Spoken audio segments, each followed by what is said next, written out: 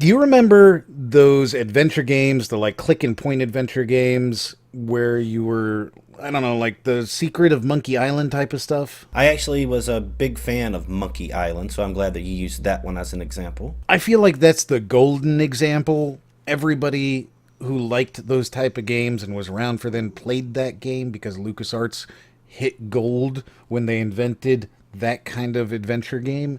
Fantastic, super cool game. Yeah, Sierra did a lot of good stuff too, oldies, but it doesn't matter. LucasArts did it better. Hey guys, this is Moriarty, and we're looking at a game called Dead Secret. And this is Brax. So this is a point and click game. Is that what we're looking at here? It's a point and click game in VR. Whoa, mind blown. It's actually really, really, really cool.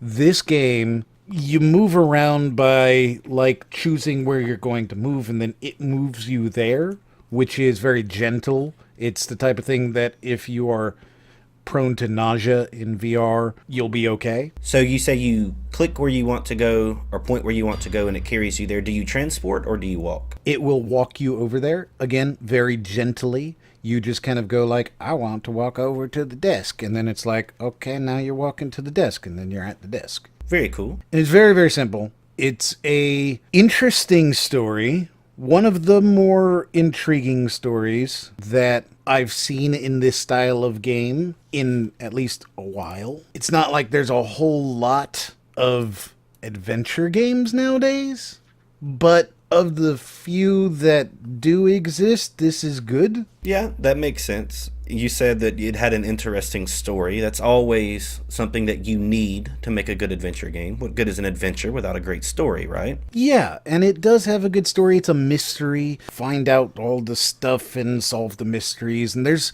multiple endings and all that kind of stuff. And there's even like a killer that will chase you. So there's bad guys. Dun dun dun. Yeah, man, it's like a good traditional adventure game in VR, which makes it pretty neat. I like it. I like the idea of it. I like the concept of it. Does it have puzzles? That's what a lot of adventure games will incorporate. And you say it's a mystery. So is it more about trying to put together clues, or are there actually like interactive puzzles that you play with and stuff? Yeah, there's little puzzles, and yes, you also have to put together the story, but as you go through everything, you'll figure it all out. And then occasionally you have to like make decisions on what's happened. And if you get everything right, then it lets you go through. So you still have to remember stuff and use your brain. It's not just like, oh, stick the apple on the coconut and suddenly you have a thing. Like, it's not like that. There's a couple of neat little gameplay mechanics, like you stick on a visor thing and it'll show you stuff that's happened in the past or whatever. Additionally, it's very, very gentle, which is nice. And it's reasonably attractive, though it's not like super incredible, you know what I mean? Like it's reasonable. It's a good game for that kind of thing. If you're into that sort of stuff, bro. Yeah, man, I am into that sort of stuff, bro. But I'm wondering, what is it like for your room space? Do you sit down sometimes? Are you always standing? What can you expect in terms of having the headset on and standing in your room? Like, what's that like? What's the experience? This is an Oculus game, first and foremost. And what that means is that it's a seated experience. You can sit down the entire time and just use a controller if you wanted to. Theoretically, this could be on PSVR. It's not right now, but it could be. You could play this on any of the VR headsets out there. Anything that operates on Steam VR or OS VR, you'll be perfectly fine playing it. Cool, so it's really accessible, and it's not one of those games that requires a ton of space, and you can just sit down and play it. I feel like if I had a headset, that would be me, because I'm lazy. I'm the guy that would want every game to be sitting. Yeah, and you know, you could. I personally hate seated experiences generally, but this one does it really well. This is one of the few seated experiences where I didn't feel like I was playing a really badly ported VR game, which is kind of like the thing with these seated experiences generally. This one's good, and it's actually pretty remarkably good. It's good enough that Time magazine called it captivating. So, like, I feel like I'm in good company talking about this. Right? If Time magazine agrees with you, you must be doing something right. You're a great journalist, Moriarty. Did you know that? I feel good about that.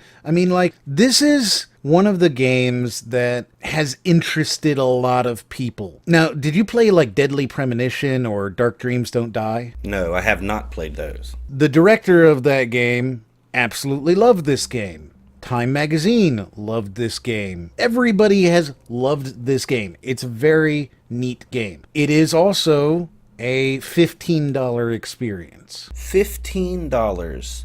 That's kind of middling, right? Some of your VR games are going to go for higher, but lots of them go for lower.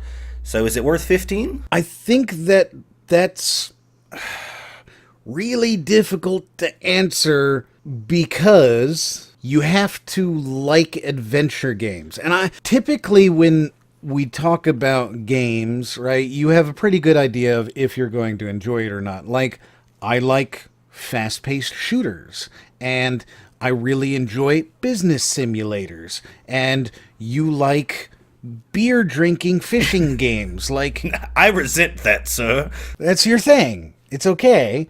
Like, you get it and you enjoy that, and that's what you want. I like what I like, and you like what you like. And as simple as that sounds, I think it's important because this is a game that you probably haven't played anything like in a long time. When was the last time that you played a point-and-click adventure game other than when you had to review one? I was going to say I had to play one recently to review it, but in my own spare time, years, many, many years. It's been a long time. Right? It's been like 10 or 15 years probably.